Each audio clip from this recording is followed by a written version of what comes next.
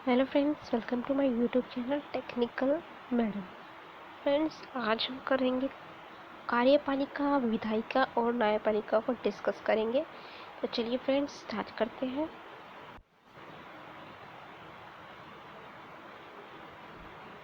भारतीय संघ में सरकार के 3 अंग हैं: कार्यपालिका, विधायिका और न्यायपालिका। कार्यपालिका क्या है फ्रेंड्स, ये देखिए। संविधान के अनुसार भारतीय संघ की कार्यपालिका शक्ति का प्रधान राष्ट्रपति होता है। उसी में सभी कार्यपालक शक्तियां निहित होती हैं, तो उसी के नाम से इनका प्रयोग किया जाता है। राष्ट्रपति का निर्वाचन ऐसे निर्वाचक मंडल द्वारा किया जाता है जो संसद के दोनों सदनों के निर्वाचित सदस्यों तथा राज्य विधानसभाओं के निर्वाचित सदस्यों द्वारा गठित होता है। राष्ट्रपति का चुनाव आनुपातिक प्रतिनिधित्व के अनुसार एकल संक्रमणीय मत द्वारा गुप्त मतदान के माध्यम से किया जाता है। राष्ट्रपति संसद का अभिन्न अंग होता है। वह संसद के दोनों सदनों का अधिवेशन बुलाता है, संसद का स्त्रावसान करता है एवं लोकसभा की विघटित करता है। वह लोकसभा में बहुमत दल के नेता को प्रधानमंत्री नियुक्त करता है तथा प्रधानमंत्री की सलाह पर अन्य मंत्रियों को नियुक्त करता है। साथ ही मंत्री परिषद की सलाह पर सर्वोच्च न्यायालय, उच्च न्यायालय के न्यायाधीश, महान्यायवादी, नियंत्रक, महालेखक परीक्षक, राज्यपाल आदि की नियुक्ति करता है। इसके अतिरिक्त राष्ट्रपति की सैनिक, राजनीतिक, वित्तीय समाधान तथा अध्यादेश जारी करने की शक्ति इत्यादि प्राप्त है। किंतु संसदीय शासन व्यवस्था के फलस्वरूप प्रधानमंत्री एवं मंत्रिपरिषद ही इन सारे अधिकारों का प्रयोग करता है। प्रधानमंत्री ही वास्तविक रूप में संघ की कार्यपालिका शक्ति का प्रमुख होता है और राष्ट्रपति औपचारिक प्रधान होता है। प्रधानमंत्री मंत्रिपरिषद प्रशासन, सुरक्षा इत्यादि विषयों पर नीति निर्धारित करके इसकी सूचना राष्ट्रपति को प्रदान करते हैं।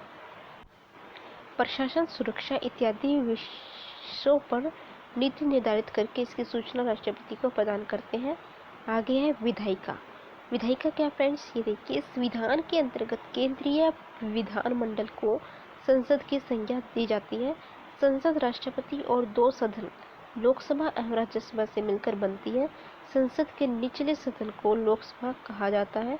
इसका चुनाव सीधे जनता द्वारा वैश्विक मताधिकार के आधार पर किया जाता है। लोकसभा के सदस्यों का कार्यकाल 5 वर्ष होता है तथा इसकी सदस्य संख्या 552 निर्धारित की गई है, जिसमें 530 सदस्य राज्यों की जनसंख्या द्वारा तथा 20 संघ राज्य क्षेत्र के नागरिकों द्वारा निर्वाचित किए जाते हैं। भारतीय संसद के उच्च सदन को राज्यसभा कहा जाता है। इसकी सदस्य संख्या 250 हो सकती है, लेकिन वर्तमान समय में इसकी सदस्य संख्या 245 है।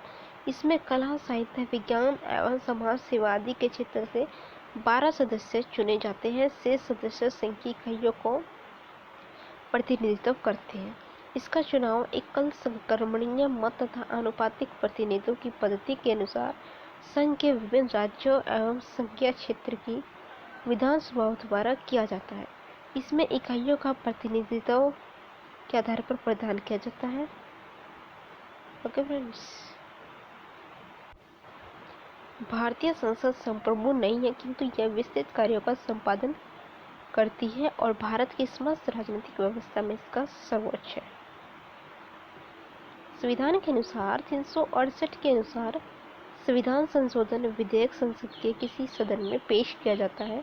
यदि वह सदन उस विधेयक को अपनी संख्या के बहुमत एवं मतदान करने वाले सदस्यों के 2/3 बहुमत से उसे पारित कर देता है, तो विधेयक दूसरे सदन में भेजा जाता है।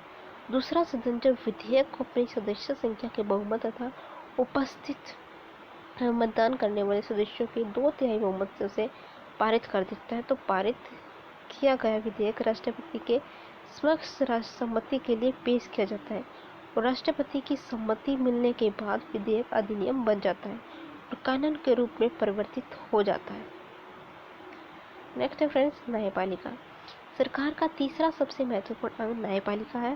सर्वोच्च न्यायालय के पास सबसे अधिक शक्तियां हैं, तो वह संविधान का संरक्षक है।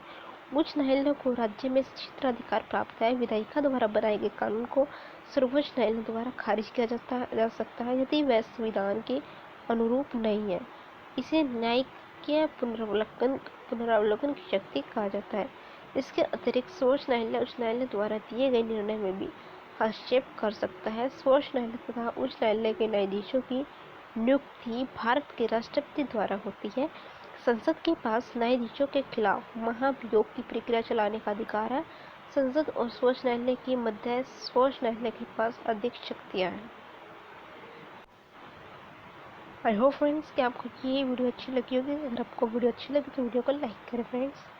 मिलते हैं फ्रेंड्स नेक्स्ट वीडियो में। तब तक के लिए bye bye and take care. Thank you friends.